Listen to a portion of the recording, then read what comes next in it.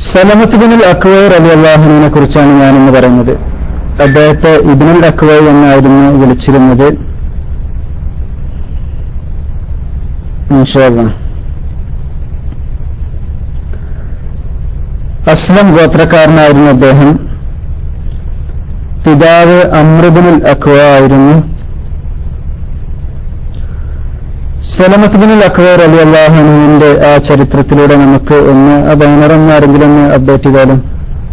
സിബിരാട് കേൾക്കുന്നുണ്ടോ?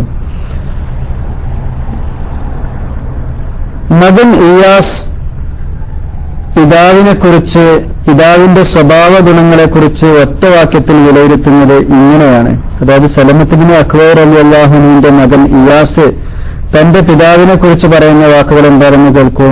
എന്റെ പിതാവ് ഒരിക്കലും കളവ് പറഞ്ഞിട്ടില്ല. ഇസ്ലാമിന്റെ തത്വങ്ങൾക്ക് അനുസൃതമായി പ്രവാചക ശിക്ഷണത്തിൽ ജീവിതത്തെ പുനരാവിഷ്കരിച്ച സലമത്ത് ബിനുൽ അക്വ റളിയല്ലാഹു അൻഹു അറബികൾക്കിടയിൽ വിരലിലെണ്ണാവുന്ന വില്ലാളി വീരന്മാരിൽ ഒരാളും ധീരതയിലും ഔദാര്യത്തിലും ഗണനീയനുമായിരുന്നു.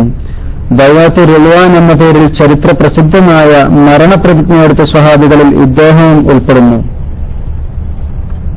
ഹിജ്റ 6-ാം കൊല്ലം ബൈത്തുൽ ഹറാം സന്ദർശിക്കണമെന്ന ഉദ്ദേശത്തോടെ പുറപ്പെട്ട നബി സല്ലല്ലാഹു അലൈഹി വസല്ലമയെയും അനുചരന്മാരെയും ഖുറൈശികൾ തടഞ്ഞു. താൻ സന്ദർശനത്തിന് മാത്രം വന്നതാണെന്നും യുദ്ധത്തിന് വന്നതല്ലെന്നും ഖുറൈശികളെ ധരിപ്പിക്കാൻ നബി സല്ലല്ലാഹു അലൈഹി വസല്ലമ ഉസ്മാൻ ബിൻ അഫ്ഫാൻ റളിയല്ലാഹു അൻഹുവിനെ പറഞ്ഞയച്ചു. ഉസ്മാൻ മടങ്ങി വന്ന് ചർച്ചയുടെ ഫലമറിയാൻ കാത്തു നിൽക്കുമ്പോൾ ഖുറൈശികൾ അദ്ദേഹത്തെ വധിച്ചു കളഞ്ഞുവെന്ന വാർത്തയാണ് പ്രചരിച്ചത്. ഈ സമയം നബി സല്ലല്ലാഹു അലൈഹി വസല്ലമ ഒരു മരത്തണലിലിരുന്ന് തന്റെ ശിഷ്യന്മാരിൽ ഓരോരുത്തരെയും പ്രത്യേകം വിളിച്ച് മരണപ്രതിജ്ഞ ചെയ്യിച്ചു. സലമ റളിയല്ലാഹു അൻഹു പറയുന്നു, മരച്ചുവട്ടിൽ നബി സല്ലല്ലാഹു അലൈഹി വസല്ലമയോട് മരണപ്രതിജ്ഞ എടുത്തതിനു ശേഷം ഞാൻ വിട്ടുനിന്നു. എല്ലാവരും പ്രതിജ്ഞ ചെയ്തതിനു ശേഷം നബി സല്ലല്ലാഹു അലൈഹി വസല്ലമ എന്നോട് ചോദിച്ചു, സലമത്ത്, താങ്കൾ പ്രതിജ്ഞ എടുക്കാതെ വിട്ടുനിൽക്കുന്നത് എന്താണ്? യാ റസൂലല്ലാഹ്, ഞാൻ പ്രതിജ്ഞ എടുത്തിട്ടുണ്ടല്ലോ എന്ന് പറഞ്ഞെടുത്തു. ഈ പ്രതിജ്ഞ അക്ഷരത്തിലും അർത്ഥത്തിലും കഥാപുരുഷൻ പാലിച്ചു. ഇപ്പോൾ മാത്രമല്ല, ഇസ്ലാമിന്റെ കലിമ ഉച്ചരിച്ചതു മുതൽ അദ്ദേഹം അനുസ്മരിക്കുന്നു, നബി സല്ലല്ലാഹു അലൈഹി വസല്ലമയുടെ കൂടെ 7 യുദ്ധത്തിലും സയ്യിദ് ബിൻ ഹാരിസ റളിയല്ലാഹു അൻഹുവിന്റെ കൂടെ 9 യുദ്ധത്തിലും ഞാൻ പങ്കെടുത്തിട്ടുണ്ട്. കാലാൽപ്പട വീരന്മാരിൽ ഒരാളും അമ്പും കുന്തവും എറിയുന്നതിൽ നിപുണനുമായിരുന്നു സലമത്ത് ബിനുൽ അക്വ റളിയല്ലാഹു അൻഹു. അദ്ദേഹത്തിന്റെ ആക്രമണ രീതിക്ക് ഇന്നത്തെ ഗറില്ല യുദ്ധമുറകളോട് സാദൃശ്യമുണ്ട്. ശത്രുവിന്റെ ആക്രമണം വന്നാൽ അദ്ദേഹം പുറകോട്ട് പോകും. പ്രത്യാക്രമണമില്ലെന്ന സമാധാനത്തോടെ ശത്രു മടങ്ങിപ്പോവുകയോ വിശ്രമിക്കുകയോ ചെയ്യുമ്പോൾ അദ്ദേഹം ഓർക്കാപ്പുറത്തു ചെന്ന് ആക്രമണം നടത്തും. ദൂഖറബ് എന്ന പേരിൽ അറിയപ്പെടുന്ന യുദ്ധത്തിൽ ഉയൈനത്ത് ബിൻ ഹിസ്വാൻ അൽ ഹിസാരിയുടെ നേതൃത്വത്തിൽ മദീനയുടെ അതിർത്തിയിൽ ആക്രമണം നടത്തിയ ശത്രുക്കളെ ഒറ്റയ്ക്ക് തുരത്തിയടിക്കാൻ അദ്ദേഹത്തിന് സാധിച്ചത് ഈ രീതി ഉപയോഗിച്ചാണ്. അവരെ ഏകാഗിയായി പിന്തുടർന്നും പതിയിരുന്ന് ആക്രമിച്ചും മദീനയിൽ നിന്ന് അദ്ദേഹം ഓടിച്ചുകൊണ്ടിരുന്നപ്പോൾ വിവരമറിഞ്ഞ് നബി സല്ലല്ലാഹു അലൈഹി വസല്ലമ സൈന്യസമേതം സഹായത്തിനെത്തി. അന്ന് നബി സല്ലല്ലാഹു അലൈഹി വസല്ലമ സഹചരന്മാരോട് ഇவ்விதം പറഞ്ഞു, നമ്മുടെ കാലാൽപ്പടയിൽ ഏറ്റവും വിദഗ്ധൻ സലമത്ത് ബിനുൽ അക്വ റളിയല്ലാഹു അൻഹു ആണ്. സഹോദരൻ ആമിർ ബിനുൽ അക്വ ഖൈബർ യുദ്ധത്തിൽ കൊല്ലപ്പെട്ടപ്പോൾ മാത്രമാണ് കഥാപുരുഷൻ പതറിപ്പോയത്. അല്ലാഹുവേ, നീയില്ലെങ്കിൽ ഞങ്ങൾ സന്മാർഗം പ്രാപിക്കുകയോ ധർമ്മം ചെയ്യുകയോ നിസ്കരിക്കുകയോ ചെയ്യുമായിരുന്നില്ല. ശത്രുവിനോട് ഏറ്റുമുട്ടുമ്പോൾ നീ ഞങ്ങൾക്ക് ധൈര്യം തന്നാലും ഞങ്ങളുടെ പാദങ്ങൾ ഉറപ്പിച്ചു നിർത്തിയാലും എന്നിങ്ങനെ പാടിക്കൊണ്ട് ആമിർ മുസ്ലിം സൈന്യത്തിന് ആവേശം പകർന്നുകൊണ്ടിരുന്നു. അല്ലാഹുമ്മ ലൗല അൻത മഹ്തദൈന വലാ തസദ്ദഖ്ന വലാ സല്ലൈന എന്നുള്ള ആ ഒരു ബൈത്ത് യഥാർത്ഥത്തിൽ ആദ്യമായിട്ട് പാടിയത് ആമിർ ബിനുൽ അക്വ എന്ന സഹാബിയാണ് റളിയല്ലാഹു അൻഹു. സലമത്ത് ബിൻ അക്വ റളിയല്ലാഹു അൻഹുവിന്റെ സഹോദരനായിരുന്നു. അന്ന് അദ്ദേഹം ഖൈബർ യുദ്ധത്തിൽ മുസ്ലിങ്ങൾക്ക് ആവേശം പകർന്നുകൊണ്ട് ഈ ഗാനം, ഈ ബൈത്ത് അങ്ങനെ ആലപിച്ചുകൊണ്ടിരുന്നു. ഈ യുദ്ധത്തിൽ അദ്ദേഹം ഒരു മുശ്രിക്കിനെ വെട്ടാൻ വാളുമായി ഓടി. വാൾ വാങ്ങി വെട്ടിയപ്പോൾ കൊണ്ടത് സ്വന്തം ശരീരത്തിലാണ്. ആമിർ റളിയല്ലാഹു അൻഹു ഇതോടെ മരിക്കുകയും ചെയ്തു. തത്സമയം മുസ്ലിങ്ങളിൽ ചിലർ ഇപ്രകാരം പറഞ്ഞു, പാവം ആമിർ, അദ്ദേഹത്തിന് രക്തസാക്ഷിത്വം നഷ്ടപ്പെട്ടു. അതായത് സ്വന്തം വാളുകൊണ്ടുള്ള വെട്ടേറ്റ് മരിച്ചതുകൊണ്ട് അതൊരു ആത്മഹത്യ പോലെ ആയി. അതുകൊണ്ട് രക്തസാക്ഷിത്വത്തിന്റെ പദവി അദ്ദേഹത്തിന് നഷ്ടപ്പെട്ടു എന്ന് ചില സഹാബികൾ പറയുകയുണ്ടായി. ഈ ജീവിതത്തിൽ ഈ സന്ദർഭത്തിലല്ലാതെ സലമത്ത് ബിനുൽ അക്വ റളിയല്ലാഹു അൻഹു പതറിയിട്ടില്ല. അബദ്ധത്തിൽ തന്നെത്താൻ കൊല ചെയ്ത സഹോദരന് പുണ്യയുദ്ധത്തിന്റെയും രക്തസാക്ഷിത്വത്തിന്റെയും പ്രതിഫലം നഷ്ടപ്പെട്ടു തന്നെ എന്ന് മറ്റുള്ളവരെ പോലെ ധരിച്ച അദ്ദേഹത്തിന് സങ്കടം ഒതുക്കാൻ കഴിഞ്ഞില്ല. നബി സല്ലല്ലാഹു അലൈഹി വസല്ലമയുടെ അടുക്കൽ ചെന്ന് അല്ലാഹുവിന്റെ റസൂലിന്റെ വിശദീകരണം കേട്ടപ്പോഴേ അദ്ദേഹത്തിന് ശ്വാസം നേരെ വീണല്ലോ. ആമറിന്റെ കർമ്മം പൊളിഞ്ഞത് ശരി തന്നെയാണോ അല്ലാഹുവിന്റെ ദൂതരെ? സലമ വിഭ്രാന്തിയോടെ ചോദിച്ചു. നബി സല്ലല്ലാഹു അലൈഹി വസല്ലമ ഇപ്രകാരം മറുപടി നൽകി: അദ്ദേഹം സമരപടനായി വധിക്കപ്പെട്ടു. അദ്ദേഹത്തിന് 2 കൂലിയുണ്ട്. സ്വർഗ്ഗപ്പൊയ്കകളിൽ നീന്തുകയാണ് അദ്ദേഹം ഇപ്പോൾ. 2 കൂലിയാണ് ആമിർ റളിയല്ലാഹു അൻഹു റസൂൽ സല്ലല്ലാഹു അലൈഹി വസല്ലം രക്തസാക്ഷിയുടെയും അതുപോലെ ഇസ്ലാമിനു വേണ്ടി സ്വന്തം ജീവൻ അർപ്പിച്ചു എന്നുള്ളതിന്റെയും 2 കൂലികൾ കൊടുത്തുകൊണ്ട് ആമിർ റളിയല്ലാഹു അൻഹു ഇപ്പോൾ സ്വർഗ്ഗത്തിലെ പൊയ്കകളിൽ നീന്തിക്കളിക്കുകയാണെന്നാണ് റസൂൽ സല്ലല്ലാഹു അലൈഹി വസല്ലം സഹോദരനായ സലമ റളിയല്ലാഹു അൻഹുവിനെ അറിയിച്ചത്. അതോടെ അദ്ദേഹത്തിന് സമാധാനമായി. സ്വതവേ ധർമ്മിഷ്ഠനായിരുന്ന സലമ റളിയല്ലാഹു അൻഹു അള്ളാഹിന്റെ പേരിൽ ആരെങ്കിലും ധർമ്മം ചോദിക്കുമ്പോൾ കൂടുതൽ ഉദാരമനസ്കനായി മാറിയിരുന്നു. ഇത് മനസ്സിലാക്കിയ ജനങ്ങൾ അദ്ദേഹത്തിന്റെ സഹായം കൈക്കലാക്കാൻ ഉദ്ദേശിക്കുമ്പോൾ അള്ളാഹിന്റെ പേരിൽ ചോദിക്കുന്നു എന്ന് പറയാറുണ്ട്. അത് കുരുക്ക് കൊള്ളാതിരിക്കില്ല. അള്ളാഹിന്റെ പേരിൽ കൊടുക്കാത്ത ഏറ്റവും ദുരിതാക്കുകൾ അദ്ദേഹം പറയാറുണ്ടായിരുന്നു. പൊതുവെ അറബികളുടെ ഒക്കെ ഒരു ശൈലിയാണിതില്ലേ. ഇപ്പോ ചില്ലറ ചോദിക്കുകയാണെങ്കിൽ പോലും അല്ലെങ്കിൽ മറ്റെന്തെങ്കിലും സഹായം ചോദിക്കുകയാണെങ്കിൽ പോലും ബില്ലാഹി, അതായത് അള്ളാഹിനെ കൊണ്ടാണ് അവർ ചോദിക്കുക. അപ്പോ അള്ളാഹിനെ കൊണ്ട് ആരെങ്കിലും ചോദിച്ചാൽ, അള്ളാഹു ബില്ലാഹി ആത്തിനി എന്ന് പറഞ്ഞുകൊണ്ട് ആരെങ്കിലും ചോദിച്ചാൽ സലമത്ത് ബിൻ അക്വ റളിയല്ലാഹു അൻഹു വളരെ ഉദാരനായി മാറുമായിരുന്നു. അവർ ചോദിച്ചതെന്തും കൊടുക്കുമായിരുന്നു. കാരണം അദ്ദേഹത്തിന്റെ അതിനുള്ള ന്യായം എന്തായിരുന്നു? അള്ളാഹിന്റെ പേരിൽ ചോദിച്ചിട്ട് പിന്നെ കൊടുത്തിട്ടില്ലെങ്കിൽ പിന്നെ മറ്റെന്തിന്റെ പേരിൽ കൊടുക്കുമായിരുന്നു. ഉസ്മാൻ ഇബ്നു അഫ്ഫാൻ റളിയല്ലാഹു അൻഹു വധിക്കപ്പെട്ട ദിവസം മുസ്ലിങ്ങൾക്ക് കലാപത്തിന്റെ കവാടങ്ങൾ തുറക്കപ്പെട്ടുവെന്ന് ആ ധീരസേനാനി മനസ്സിലാക്കി. ജീവിതകാലം അത്രയും ശത്രുക്കളോട് പൊരുതിയ അദ്ദേഹത്തിന് സ്വസഹോദരന്മാരോട് പൊരുതേണ്ടി വരുന്ന രംഗം ഓർക്കാനേ കഴിഞ്ഞില്ല. മുശ്രിക്കുകളോടുള്ള യുദ്ധങ്ങളിൽ പ്രവാചക ശ്രേഷ്ഠൻ ഉപയോഗപ്പെടുത്തിയ തന്റെ യുദ്ധപാടവം മുസ്ലിങ്ങളുടെ നേരെ പ്രയോഗിക്കുക, അതിന് വയ്യുന്ന നിർബന്ധം മൂലം അദ്ദേഹം തന്റെ സാമഗ്രികൾ പെറുക്കിക്കെട്ടി മദീനയോട് വിടവാങ്ങി റബ്ദയിലേക്ക് താമസം മാറി. മുമ്പ് അബൂദറിൽ ഗഫാരി റളിയല്ലാഹു അൻഹു ജീവിതാന്തത്തിന് തെരഞ്ഞെടുത്ത അതേ കുഗ്രാമം. ശേഷിച്ച കാലം റബ്ദയിൽ കഴിച്ചുകൂട്ടിയ സലമത്ത് ബിനുൽ അക്വ റളിയല്ലാഹു അൻഹു ഹിജ്റ 74 ഒരു ദിവസം മദീന സന്ദർശിക്കണമെന്ന് മോഹം തോന്നി. അവിടെ എത്തി 3-ാം ദിവസം അദ്ദേഹം പുണ്യാത്മാക്കളോടൊപ്പം ജീവിക്കാൻ പരലോകത്തേക്ക് യാത്രയായി. അദ്ദേഹത്തിന് അല്ലാഹു സുബ്ഹാനഹു വ തആല വിധിച്ചിരുന്നത് മദീനയുടെ പുണ്യഭൂമിയിലുള്ള മരണമായിരുന്നതുകൊണ്ട് തന്നെ മരണത്തിന് 3 ദിവസം മുമ്പ് അദ്ദേഹം മദീന സന്ദർശിക്കാൻ വേണ്ടി വരികയും മദീനയിൽ മരണപ്പെടുകയും ജന്നത്തുൽ ബഖയിൽ മരണപ്പെടുകയും ചെയ്തു. അല്ലാഹു സുബ്ഹാനഹു വ തആല മഹാനാറുകളുടെ ബർക്കത്ത് കൊണ്ട് നമ്മുടെയൊക്കെ മരണം നന്നാക്കി തീർക്കട്ടെ. ഇനി ഞാൻ പറയാൻ പോകുന്നത് അബൂ ഹുദൈഫത്ത് ബിൻ ഉത്ബ റളിയല്ലാഹു അൻഹുവിനെ കുറിച്ചാണ്. ഇത് ഞാൻ അല്പ ദിവസങ്ങൾക്ക് മുമ്പ് വായിച്ചിരുന്നില്ലേ, ഉത്ബ റളിയല്ലാഹു അൻഹുവിനെ കുറിച്ച്. വായിക്കാത്തത് വായിക്കാം.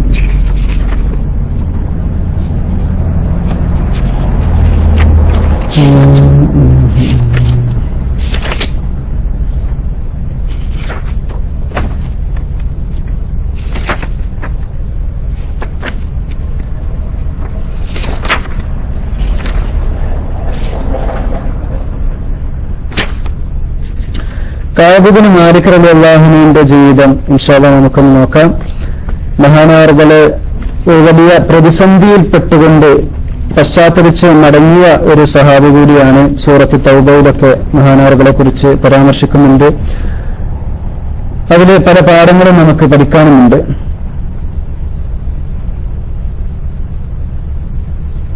ഇൻഷാ അല്ലാഹ് നബി സല്ലല്ലാഹു അലൈഹി വസല്ലമക്കും വിഷമഘട്ടത്തിൽ അദ്ദേഹത്തെ അനുഗമിച്ച മുഹാജിറുകൾക്കും അൻസ്വാരികൾക്കും അല്ലാഹു പുറത്തുകൊടുത്തു.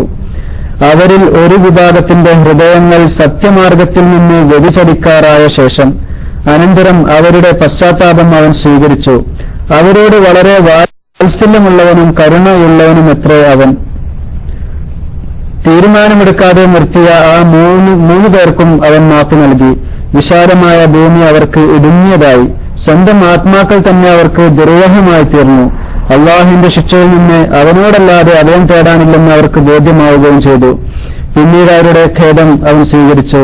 ആ പശ്ചാത്താപബോധത്തിൽ അവർ ഉറച്ചു നിൽക്കാൻ വേണ്ടി അള്ളാഹു വളരെ പൊറുക്കുന്നവനും കരുണാവാരിധിയുമത്രേ. സൂറത്ത് തൗബ 117, 118 ആയത്തുകളിൽ വന്നിട്ടുള്ളതിന്റെ സാരാംശമാണിപ്പോൾ ഞാൻ വായിച്ചത്. ഒരു പശ്ചാത്താപത്തിന്റെ കഥയാണിത്. സത്യം കൊണ്ട് മോചനവും വിജയവും നേടിയ കഥ.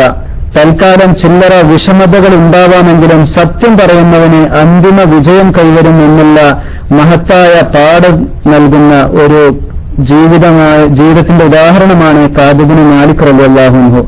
സത്യസന്ധത ഇത്രയേറെ പരീക്ഷിക്കപ്പെട്ട മറ്റൊരു സ്വഹാബിയില്ല. തബൂക്ക് യുദ്ധമാണ് പശ്ചാത്തലം.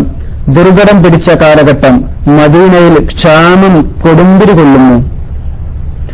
ജയ്ഷുൽ ഉസ്ര, അതായത് ദുരിതപൂർണമായ യുദ്ധസംഘം, ക്ഷാമത്തിന്റെ സൈന്യം എന്നൊക്കെ പേരുള്ളത് ഈ തബൂക്ക് യുദ്ധത്തിന് വേണ്ടി പുറപ്പെട്ട സൈന്യത്തിനായിരുന്നു. കാരണം അത്രത്തോളം കഠിനമായ ചൂടുള്ള കാലഘട്ടവും ക്ഷാമം കൊടുമ്പിരി കൊണ്ട ഒരു സന്ദർഭവുമായിരുന്നു ഈ യുദ്ധത്തിന്റെ സമയം.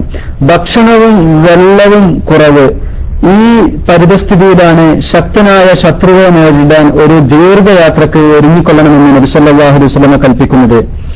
ആരും വീട്ടിൽ നിന്ന് ഇറങ്ങാൻ മടിക്കുന്ന ചൂട് കാറ്റടിക്കുന്ന കാലാവസ്ഥ. വിശ്രമവും തണലും ആഗ്രഹിക്കാത്ത മനുഷ്യരുണ്ടോ? സത്യവിശ്വാസികളുടെ ആത്മാർത്ഥത പരീക്ഷിക്കപ്പെട്ട സന്ദർഭമായിരുന്നു ഇത്. ചിലരുടെ ഹൃദയങ്ങൾക്ക് മാർഗഭ്രംശം സംഭവിച്ചു എന്നവരെ സംശയിച്ചുപോയി. ഒരു ഈത്തപ്പഴത്തിന്റെ പകുതി വായിലിട്ട് നുണച്ചിറക്കി വെള്ളം കുടിച്ചാണ് ഓരോ സമരപഠനവും ഒരു ദിവസം കഴിച്ചിരുന്നത്. അതായത് ഒരു ദിവസത്തെ അവരുടെ ഭക്ഷണം എന്തായിരുന്നു? ഒരു ഈത്തപ്പഴത്തിന്റെ പകുതി മാത്രം വായിലിട്ട് നുണഞ്ഞിട്ട് അതിനോടൊപ്പം കുറെ വെള്ളം കുടിക്കുക. അങ്ങനെയായിരുന്നു ഈ യുദ്ധത്തിന് പുറപ്പെട്ട ഓരോ സമരപഠനവും ഒരു ദിവസം കഴിച്ചിരുന്നത് എന്ന് വരുമ്പോൾ ആ യാത്രയുടെ ക്ലേശം ഊഹിക്കാവുന്നതാണല്ലോ. തൊണ്ടുപൊട്ടുന്ന ദാഹം തബൂക്ക് യുദ്ധയാത്രയിൽ ഞങ്ങൾക്ക് അനുഭവപ്പെടുകയുണ്ടായെന്നും യാത്രക്കുള്ള ഒട്ടകത്തെ അറുത്ത് ജലസഞ്ചി ഊമ്പിക്കുടിച്ചാണ് ആളുകൾ ജീവൻ നിലനിർത്തിയതെന്നും ഉമർ ഇബ്നുൽ ഖത്താബ് റളിയല്ലാഹു അൻഹു പറഞ്ഞതായി ഇബ്നു ജരീർ രേഖപ്പെടുത്തുന്നുണ്ട്. എത്രത്തോളം അവർക്ക് ദാഹം കലശലായിരുന്നു എന്നുള്ളത് നമുക്ക് ഈ ഒരു സംഭവത്തിൽ നിന്ന് മനസ്സിലാക്കാം. അതായത് ഒട്ടകം വെള്ളം കുടിക്കുമ്പോൾ ഒരുപാട് വെള്ളം ഒട്ടകം കുടിച്ചിട്ട് അതിന്റെ ഉള്ളിലുള്ള ഒരു സഞ്ചിയിൽ അത് ശേഖരിച്ചു വെക്കുകയാണ് ചെയ്യുക. ഈ സഹാബിമാർക്ക് ദാഹം കഠിനമായി, വെള്ളം എവിടെ നിന്നും കിട്ടുവാനുമില്ല, മരിക്കുമെന്ന ഘട്ടം വന്നപ്പോൾ ആ യാത്രക്കുള്ള വാഹനമായ ഒട്ടകത്തെ അറുത്തുകൊണ്ട് അതിന്റെ ആ ഒരു വെള്ളം ശേഖരിച്ചു വെക്കുന്ന ജലസഞ്ചി ഊമ്പി കുടിച്ചാണ് ആളുകൾ ജീവൻ നിലനിർത്തിയതെന്ന് ഉമർ ഇബ്നുൽ ഖത്താബ് പറഞ്ഞതായി ഇബ്നു ജരീർ രേഖപ്പെടുത്തുന്നു. ഇത്രയേറെ വിഷമതകൾ ഉണ്ടായിട്ടും 30,000-ഓളം പേർ നബി സല്ലല്ലാഹു അലൈഹി വസല്ലമയെ അനുഗമിച്ചു.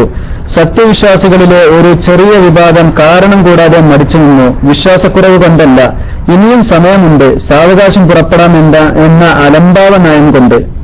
കഅബ് ഇബ്നു മാലിക്, മുറാറത്ത് ഇബ്നു റബീഅ, ഹിലാൽ ഇബ്നു ഉമയ്യ റളിയല്ലാഹു അൻഹും എന്നീ 3 സ്വഹാബികൾ ഇവരിൽപ്പെടുന്നു. ഇവരെക്കുറിച്ചാണ് പരിശുദ്ധ ഖുർആനിലെ സൂറത്ത് തൗബയിലെ ആ 3 പേർക്കും എന്ന് തീരുമാനം മാറ്റി നിർത്തപ്പെട്ട 3 അല്ലാഹു മാപ്പ് നൽകി എന്ന് പറഞ്ഞത് ഈ 3 സഹാബികളെ കുറിച്ചാണ്. ആരൊക്കെയാണത്? കഅബ് ഇബ്നു മാലിക് റളിയല്ലാഹു അൻഹു, മുറാറത്ത് ഇബ്നു റബീഅ റളിയല്ലാഹു അൻഹു, ഹിലാൽ ഇബ്നു ഉമയ്യ റളിയല്ലാഹു അൻഹു എന്നീ 3 സഹാബികളായിരുന്നു അത്. നീണ്ട കാത്തിരിപ്പിനും കടുത്ത പരീക്ഷണങ്ങൾക്കും ശേഷം അല്ലാഹു ഇവർക്ക് മാപ്പ് പ്രഖ്യാപിക്കുകയുണ്ടായി. തബൂക്ക് യുദ്ധത്തിൽ നബി സല്ലല്ലാഹു അലൈഹി വസല്ലമയെ അനുഗമിക്കാതിരുന്ന സംഭവത്തെക്കുറിച്ച് കഅബ് ഇബ്നു മാലിക് റളിയല്ലാഹു അൻഹു നൽകിയ വിവരണം അദ്ദേഹത്തിന് കാഴ്ച നഷ്ടപ്പെട്ടപ്പോൾ കൈപ്പിടിച്ചിരുന്ന മകൻ അബ്ദുല്ലാഹ് റളിയല്ലാഹു അൻഹു കേട്ടത് ബുഖാരിയും മുസ്ലിമും ഇപ്രകാരം രേഖപ്പെടുത്തുന്നു. കഅബ് റളിയല്ലാഹു അൻഹു പറയുകയാണ്, തബൂക്ക് യുദ്ധത്തിൽ വെച്ച് നബി സല്ലല്ലാഹു അലൈഹി വസല്ലം പങ്കെടുത്ത ഒരു യുദ്ധത്തിന് ഞാൻ പോകാതിരുന്നിട്ടില്ല. ബദർ യുദ്ധത്തിൽ പക്ഷേ ഞാൻ പങ്കെടുത്തില്ല. അതിൽ പങ്കെടുക്കാത്ത ആരും ആ ആക്ഷേപത്തിന് ഇരയായിട്ടില്ലതാനും. കാരണം ഖുറൈശികളുടെ കച്ചവട സംഘത്തെ ലക്ഷ്യമാക്കി പുറപ്പെട്ട നബി സല്ലല്ലാഹു അലൈഹി വസല്ലമയെയും മുസ്ലിങ്ങളെയും പ്രതീക്ഷിക്കാത്ത നിലയിൽ അല്ലാഹു ശത്രുക്കളോട് കൂട്ടിമുട്ടിക്കുകയാണ് ഉണ്ടായത്. അതുകൊണ്ട് തന്നെ ബദർ യുദ്ധത്തിന് പോകാത്തതിൽ ആരെയും ആക്ഷേപിക്കുകയുണ്ടായിട്ടില്ല. ബദർ യുദ്ധം ഒരു യുദ്ധത്തിന് വേണ്ടിയുള്ള യാത്രയായിരുന്നില്ല. അത് അല്ലാഹു അവിചാരിതമായി സത്യാസത്യ വിവേചനത്തിനു വേണ്ടി രംഗമൊരുക്കുകയായിരുന്നു. ഞങ്ങൾ ഇസ്ലാമിന്റെ ദൃഢപ്രതിജ്ഞയെടുത്ത അഖബ രാത്രിയിൽ ഞാൻ നബി സല്ലല്ലാഹു അലൈഹി വസല്ലമയുടെ കൂടെ ഉണ്ടായിരുന്നു. ഈ സംഭവത്തേക്കാൾ ജനങ്ങൾ സ്മരിക്കുന്നതും കീർത്തി നേടിയതും ബദർ യുദ്ധമാണെങ്കിലും അഖബക്ക് പകരം എനിക്ക് ബദർ കിട്ടണമെന്ന് ഞാൻ ആഗ്രഹിക്കുന്നില്ല. തബൂക്ക് യുദ്ധത്തിൽ നബി സല്ലല്ലാഹു അലൈഹി വസല്ലമയെ അനുഗമിക്കാതെ മാറി നിൽക്കുമ്പോൾ എന്റെ അവസ്ഥ ഇതായിരുന്നു. ഈ യുദ്ധത്തെപ്പോലെ ശക്തിയും സാമ്പത്തിക ശേഷിയും എനിക്ക് മുമ്പൊരിക്കലും ഉണ്ടായിട്ടില്ല. സത്യം പറഞ്ഞാൽ മുമ്പൊന്നും ഇല്ലാത്ത വിധം ഈ യുദ്ധവേളയിൽ 2 വാഹനങ്ങളാണ് എന്റെ അധീനത്തിലുണ്ടായിരുന്നത്. അതായത് തബൂക്ക് യുദ്ധത്തിന്റെ സമയത്ത് പൊതുവെ മദീന ക്ഷാമത്തിന്റെ പിടിയിലായിരുന്നെങ്കിലും, ഒരു മിനിറ്റ് ഞാൻ ചാർജറൊന്ന് കണക്ട് ചെയ്തു.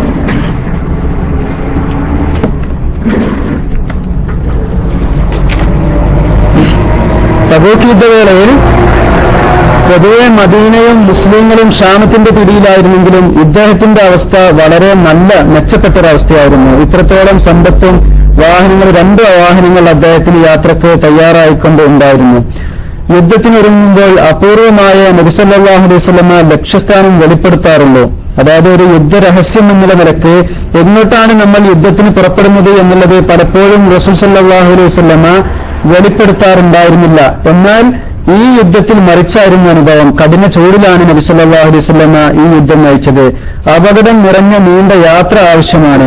ശത്രുവിന്റെ അംഗസംഖ്യ അപാരവും. തന്മൂലം വേണ്ടത്ര സജ്ജീകരണങ്ങൾ ചെയ്യാൻ മുസ്ലിങ്ങളോട് ലക്ഷ്യം തുറന്നു പറഞ്ഞു പോകേണ്ട സ്ഥലം മുൻകൂട്ടി പരസ്യപ്പെടുത്തുകയും ചെയ്തു. കാരണം ദീർഘമായ യാത്ര ചെയ്തുകൊണ്ട് വലിയ ഒരു സൈന്യത്തോട് പോരടിക്കാൻ വേണ്ടി പുറപ്പെടുമ്പോൾ ആവശ്യമായ തയ്യാറെടുപ്പുകൾ കിട്ടാവുന്നിടത്തോളം യാത്രക്ക് വേണ്ട സാധനങ്ങളൊക്കെ തയ്യാറാക്കാൻ വേണ്ടി തന്നെ മുൻകൂട്ടി റസൂൽ സല്ലല്ലാഹു അലൈഹി വസല്ലമ പോകേണ്ട സ്ഥലം വെളിപ്പെടുത്തുകയാണ്. നബി സല്ലല്ലാഹു അലൈഹി വസല്ലമയോടൊപ്പം ഒട്ടനേകം മുസ്ലിങ്ങളുണ്ട്. ഒരു പട്ടികയിൽ അവരുടെ പേരുകൾ എഴുതി സൂക്ഷിക്കാറില്ല. അള്ളാഹു വഹി ഇറക്കിയാലല്ലാതെ നബി സല്ലല്ലാഹു അലൈഹി വസല്ലമ അറിയുകയില്ല എന്ന ധാരണയാവും മാറി നിൽക്കാൻ ഉദ്ദേശിക്കുന്ന വ്യക്തിക്കുണ്ടാവുക. കായികനികളും തണലും ഹൃദ്യമായ ഒരവസരത്തിലാണ് നബി സല്ലല്ലാഹു അലൈഹി വസല്ലമ ഈ യുദ്ധം നയിച്ചത്. എനിക്കവ പഥ്യമായിരുന്നു. നബി സല്ലല്ലാഹു അലൈഹി വസല്ലമയും മുസ്ലിങ്ങളും സന്നാഹങ്ങളിൽ മുഴുകി. അവരോടൊപ്പം ഒരുങ്ങാൻ ഞാൻ പലതവണ ഇറങ്ങിയെങ്കിലും തിരിച്ചു വരികയാണ് ഉണ്ടായത്. ഒരു ഉറച്ച തീരുമാനം ഞാൻ എടുത്തില്ല. വേണമെങ്കിൽ എനിക്ക് ഇനിയും അതിന് കഴിയുമെന്ന് ഞാൻ മനസ്സിൽ പറഞ്ഞു. കാരണം സാമ്പത്തികമായും വാഹനങ്ങളുടെ സുലഭത കൊണ്ടുമൊക്കെ അദ്ദേഹത്തിന് ഏത് സമയത്തും യുദ്ധത്തിന് ഇറങ്ങിപ്പുറപ്പെടാം എന്നുള്ളൊരു അവസ്ഥയായിരുന്നതുകൊണ്ട് തന്നെ അദ്ദേഹം ഒരു ഉപേക്ഷ വരുത്തുകയാണ് അത് തയ്യാറെടുക്കുന്നതിൽ. മാത്രവുമല്ല, അദ്ദേഹത്തിന്റെ തോട്ടത്തിൽ ഈത്തപ്പഴം നല്ല ചൂടുകാറ്റടിക്കുന്ന സമയത്താണ് ഈത്തപ്പഴങ്ങൾ പാകമായി പഴുക്കുക. ആ ഈത്തപ്പഴങ്ങൾ പഴുക്കുവാനുള്ള ഒരു അള്ളാഹിന്റെ ഒരു അനുഗ്രഹം കൂടിയാണ് ആ ചൂടുകാറ്റ് എന്ന് പറയുന്നത്. അപ്പോ അദ്ദേഹത്തിന്റെ കായ്ക്കനികളും ഈത്തപ്പഴവും പഴുക്കാനായിരുന്നു.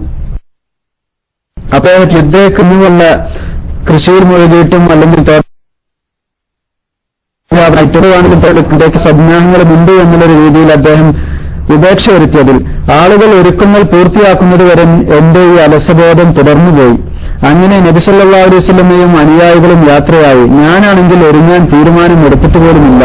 എന്റെ അലംഭാവം തുടർന്നുകൊണ്ടിരിക്കെ അവർ യുദ്ധം ചെയ്യാൻ ആവേശപൂർവ്വം ദ്രുതപ്രയാണം ചെയ്തു. യാത്ര പുറപ്പെട്ട് അവരോടൊപ്പം ചേർന്നാലോ എന്ന് ഞാൻ ചിന്തിച്ചു.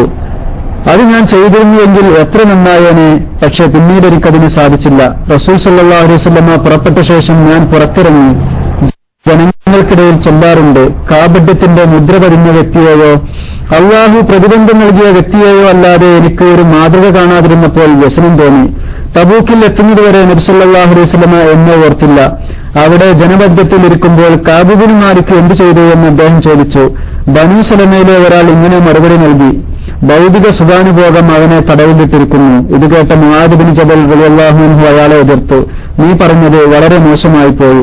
അള്ളാഹുവിന്റെ റസൂലെ, അള്ളാഹു സത്യം, അദ്ദേഹത്തെക്കുറിച്ച് നന്മയല്ലാതെ നിങ്ങൾ അറിഞ്ഞിട്ടില്ല. അപ്പോൾ നബി സല്ലല്ലാഹു അലൈഹി വസല്ലമ ഒന്നും മിണ്ടിയില്ല.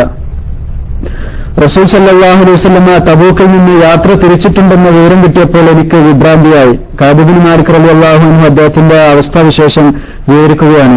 റസൂൽ സല്ലല്ലാഹു അലൈഹി വസല്ലമ തബൂക്കിൽ നിന്ന് മദീനയിലേക്ക് തന്നെ യാത്ര തിരിച്ചിട്ടുണ്ടെന്ന് വിവരം കിട്ടിയപ്പോൾ അദ്ദേഹത്തിന് വിഭ്രാന്തിയായി. നാളെ തിരുമേനി സല്ലല്ലാഹു അലൈഹി വസല്ലമയുടെ അരിശത്തിൽ നിന്ന് എങ്ങനെ രക്ഷപ്പെടും? ഞാൻ പല നുണകളും ആലോചിച്ചുകൊണ്ടിരുന്നു. എന്റെ കുടുംബത്തിലെ കാര്യപ്രാപ്തിയുള്ളവരുടെ ദിഗ്നിർദ്ദേശം കാര്യത്തിൽ തേടി. എന്നാൽ നബി സല്ലല്ലാഹു അലൈഹി വസല്ലമ ഉടനെ സ്ഥലത്തെത്തുന്നുണ്ടെന്ന് കേട്ടപ്പോൾ എന്റെ നിത്യസങ്കല്പങ്ങൾ തകർന്നു. ഒന്നുകൊണ്ടും അവിടത്തിൽ നിന്ന് രക്ഷപ്പെടുകയില്ലെന്ന് എനിക്ക് മനസ്സിലായി. അങ്ങനെ അവിടത്തോട് സത്യം പറയാൻ തന്നെ ഞാൻ നിശ്ചയിച്ചു. കാലത്താണ് നബി സല്ലല്ലാഹു അലൈഹി വസല്ലമ എത്തിയത്. യാത്ര കഴിഞ്ഞ് മടങ്ങിയെത്തിയാൽ ആദ്യമായി അദ്ദേഹം ചെയ്യാറ് പള്ളിയിൽ കയറി 2 റക്അത്ത് നിസ്കരിക്കലാണ്.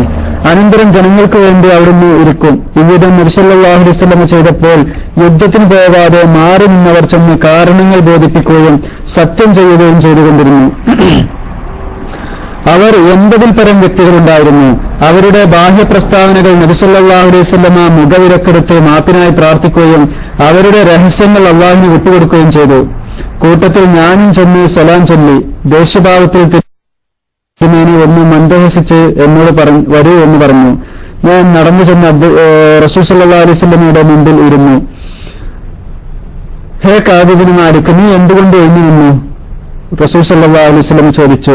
ഞാൻ ഇപ്രകാരം ബോധിപ്പിച്ചു, അല്ലാഹുവിന്റെ റസൂലെ, ലോകത്ത് മറ്റാരുടെയെങ്കിലും മുമ്പിലാണ് ഞാൻ ഇരിക്കുന്നതെങ്കിൽ എന്തെങ്കിലും ഉപായം പറഞ്ഞ് രക്ഷപ്പെടാമായിരുന്നു. അത് സമർത്ഥിക്കാനുള്ള കഴിവും എനിക്കുണ്ട്. പക്ഷേ ഇന്ന് അങ്ങയോട് കളവ് പറഞ്ഞ് ഞാൻ തൃപ്തിപ്പെടുത്തിയാൽ അധികം വൈകാതെ അള്ളാഹു അങ്ങക്ക് എന്നോട് അരിശമുണ്ടാക്കുമെന്ന് എനിക്കറിയാം. ഞാൻ സത്യം തുറന്നു പറഞ്ഞാൽ അതിന്റെ പേരിൽ അങ്ങക്ക് എന്നോട് വിരോധവുമാവും. അള്ളാഹു സത്യം, എനിക്കൊരു പ്രതിബന്ധവും ഉണ്ടായിരുന്നില്ല. അങ്ങയെ അനുഗമിക്കാതിരുന്നപ്പോൾ ഉണ്ടായിരുന്നതുപോലുള്ള ആരോഗ്യവും സാമ്പത്തിക ശേഷിയും എനിക്ക് മുമ്പൊരിക്കലും ഉണ്ടായിട്ടില്ല എന്നതാണ് വാസ്തവം. തത്സമയം നബി സല്ലല്ലാഹു അലൈഹി വസല്ലം പ്രസ്താവിച്ചു, ഇവൻ സത്യം പറഞ്ഞു, പൊയ്ക്കോളൂ, നിന്നെപ്പറ്റി അള്ളാഹു ഒരു തീരുമാനമെടുക്കട്ടെ. ഞാൻ എഴുന്നേറ്റു. അപ്പോൾ ബനൂ സലമയിലെ ചില വ്യക്തികൾ എന്റെ പിന്നാലെ വന്ന് ഇപ്രകാരം അഭിപ്രായപ്പെട്ടു: ഇതിനു മുമ്പൊരിക്കലും താങ്കൾ ഒരു കുറ്റം ചെയ്തതായി ഞങ്ങൾക്ക് അറിഞ്ഞുകൂടാ. ഒഴിഞ്ഞു നിന്നവർ ബോധിപ്പിച്ച രീതിയിൽ റസൂൽ സല്ലല്ലാഹു അലൈഹി വസല്ലമയോട് എന്തെങ്കിലും ഒഴിവ് കഴിവ് പറഞ്ഞ് രക്ഷപ്പെടാൻ താങ്കൾക്ക് കഴിഞ്ഞില്ല. റസൂൽ സല്ലല്ലാഹു അലൈഹി വസല്ലമ പാപമോചനത്തിന് പ്രാർത്ഥിച്ചാൽ മതിയല്ലോ താങ്കളുടെ കുറ്റം തീരാൻ. അവരുടെ നിരന്തര ഉപദേശം കേട്ടപ്പോൾ തിരുസന്നിധിയിൽ മടങ്ങിച്ചെന്ന് കളവ് പറഞ്ഞാലോ എന്നുവരെ ഞാൻ ചിന്തിച്ചുപോയി. പിന്നീട് ഞാൻ അവരോട് ചോദിച്ചു, എന്റെ അനുഭവമുള്ള മറ്റാരെങ്കിലും ഉണ്ടോ? ഉണ്ടെന്നായിരുന്നു അവരുടെ മറുപടി. താങ്കളെപ്പോലെ 2 വ്യക്തികളുണ്ട്. താങ്കൾ പറഞ്ഞതുപോലെയാണ് അവരും പറഞ്ഞത്. താങ്കളോട് പറഞ്ഞ മറുപടി തന്നെ അവരോടും റസൂൽ സല്ലല്ലാഹു അലൈഹി വസല്ലം പറഞ്ഞു. ആ 2 വ്യക്തികൾ ആരാണെന്ന് ചോദിച്ചപ്പോൾ ഒന്ന് മുറാറത്ത് ബിൻ റബീഉം മറ്റൊന്ന് ഹിലാൽ ബിൻ ഉമയ്യയുമാണെന്ന് മറുപടി കിട്ടി. ബദറിൽ പങ്കെടുത്ത 2 സാത്വികരാണ് ഈ പറഞ്ഞ വ്യക്തികൾ. അവരിൽ എനിക്ക് മാതൃകയുണ്ട്. അവരുടെ പേര് പറഞ്ഞു കേട്ടപ്പോൾ ഞാൻ അല്പം സമാധാനത്തോടെ നടന്നു. നബി സല്ലല്ലാഹു അലൈഹി വസല്ലമയെ അനുഗമിക്കാതിരുന്ന ഞങ്ങൾ മൂവരോടും സംസാരിക്കരുതെന്ന് നബി സല്ലല്ലാഹു അലൈഹി വസല്ലമ ജനങ്ങളെ വിലക്കി. അതായത് ഇവർക്ക് വിലക്ക് കൽപ്പിക്കുകയാണ്. തുടർന്ന് അവർ ഞങ്ങളെ ബഹിഷ്കരിച്ചു. ഭൂമിയിൽ ഞാൻ അപരിചിതനാണെന്ന് വരെ തോന്നിപ്പോയി. ഇതുവരെ പരിചയപ്പെട്ട ഭൂമിയല്ല ഇപ്പോൾ.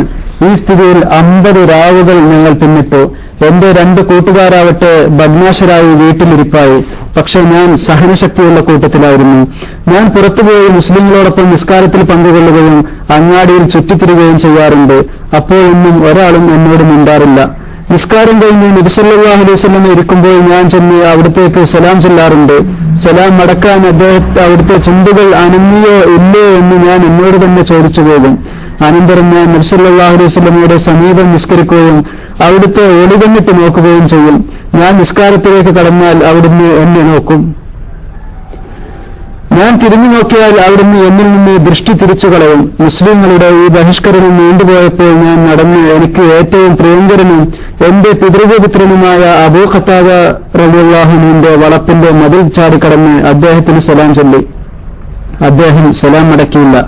അപ്പോൾ ഞാൻ പറഞ്ഞു, അബൂ ഖത്താദ, അള്ളാഹുവിനെ മുൻനിർത്തി ഞാൻ താങ്കളോട് കേണപേക്ഷിക്കുന്നു. ഞാൻ അള്ളാഹുവിനെയും റസൂലിനെയും സ്നേഹിക്കുന്നുണ്ടെന്ന് താങ്കൾക്ക് അറിഞ്ഞുകൂടെ? അദ്ദേഹം മൗനം ദീക്ഷിച്ചു. വീണ്ടും അപേക്ഷിച്ചു. അപ്പോഴും മൗനം.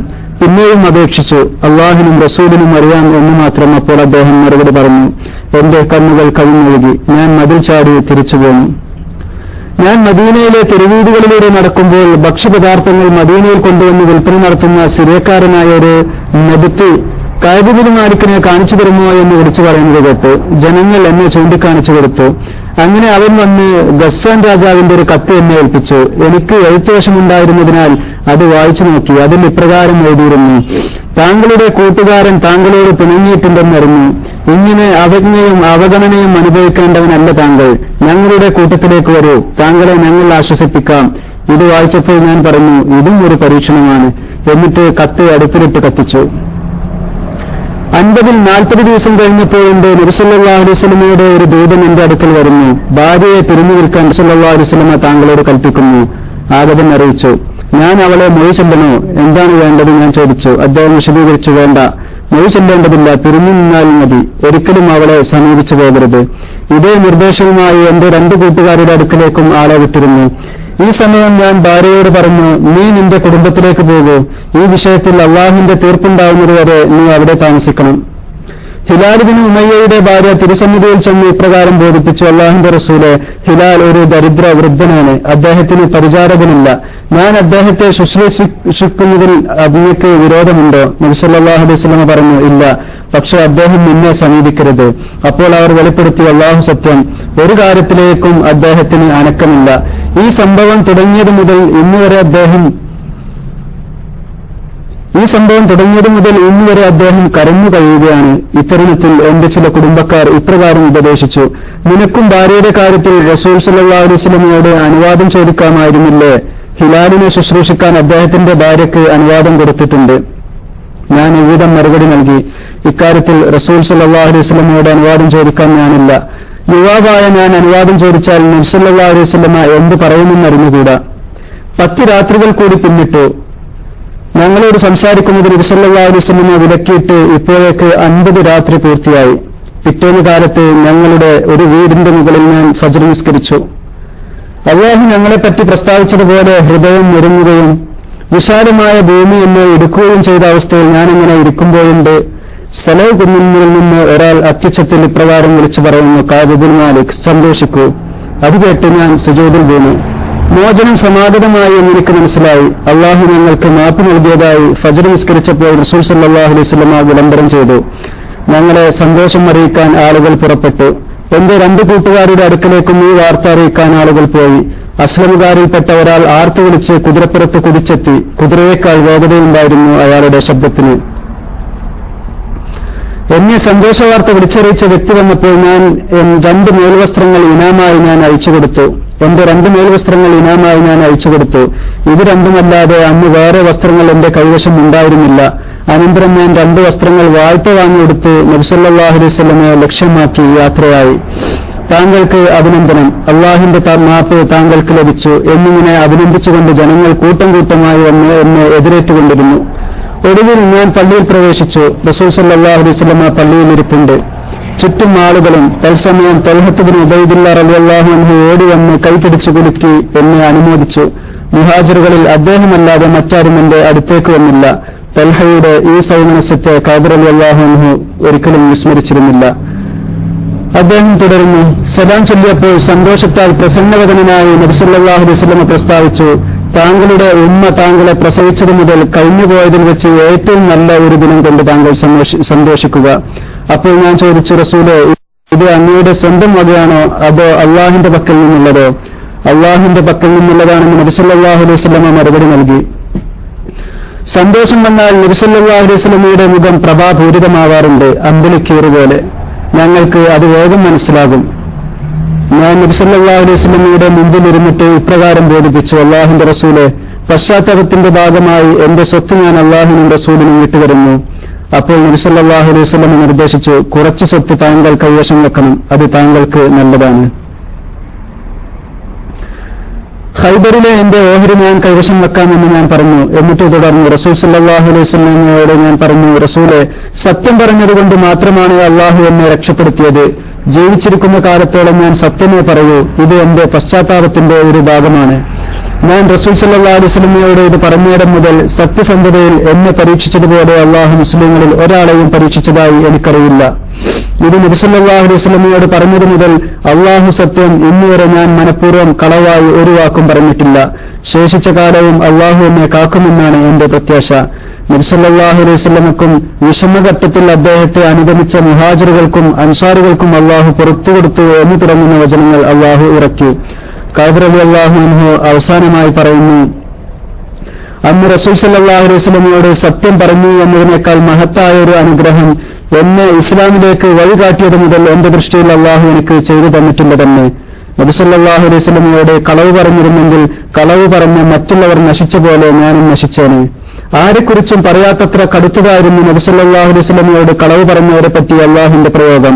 നിങ്ങൾ അവരുടെ അടുക്കലേക്ക് മടങ്ങിച്ചെന്നാൽ അവരുടെ നടപടിയെ ഗൌരവത്തിലെടുക്കാതിരിക്കാൻ അള്ളാഹുവിനെ കൊണ്ട് നിങ്ങളോടവർ ആണയിടും. നിങ്ങൾ അവരെ അവഗണിക്കുക തന്നെ ചെയ്യുക. എന്തുകൊണ്ടെന്നാൽ അവർ മ്ലേച്ഛരാണ്. തങ്ങൾ പ്രവർത്തിച്ചുകൊണ്ടിരുന്നതിന് പ്രതിഫലമായി അവരുടെ സങ്കേതം നരകമത്രേ. നിങ്ങൾ തൃപ്തിപ്പെടാനായി അവർ നിങ്ങളോട് സത്യം ചെയ്തുകൊണ്ടേയിരിക്കും. എന്നാൽ അവരെക്കുറിച്ച് നിങ്ങൾ തൃപ്തിപ്പെട്ടാൽ തന്നെ താന്തോന്നികളായ ജനങ്ങളെ അള്ളാഹു ഒരിക്കലും തൃപ്തിപ്പെടുക എന്നതല്ല എന്നിങ്ങനെ സൂറത്ത് തൗബയിൽ അള്ളാഹുവിന്റെ റസൂലിന്റെ മുന്നിൽ തബൂക്ക് യുദ്ധത്തിൽ പുറപ്പെടാതിരുന്നതിന്റെ പേരിൽ കളവുകൾ ബോധിപ്പിച്ചവരെക്കുറിച്ച് വളരെ ആക്ഷേപിച്ചുകൊണ്ട് ആയത്തിറങ്ങുകയാണ്. എന്നാൽ കാബിബിന് മാലിക്കും ഹിലാൽ റളിയല്ലാഹു അൻഹും അതുപോലെ മറ്റൊരു സഹാബിയും അവർ മൂന്നുപേരും സത്യം പറഞ്ഞതുകൊണ്ട് തന്നെ അല്ലാഹു സുബ്ഹാനഹു വ തആല അവരുടെ പശ്ചാത്താപം സ്വീകരിക്കുകയും ചെയ്തു. അൻസാരിയായ കാബിർ റളിയല്ലാഹു അൻഹു നബി സല്ലല്ലാഹു അലൈഹി വസല്ലമയുടെ 3 കവികളിൽ ഒരാളായിരുന്നു.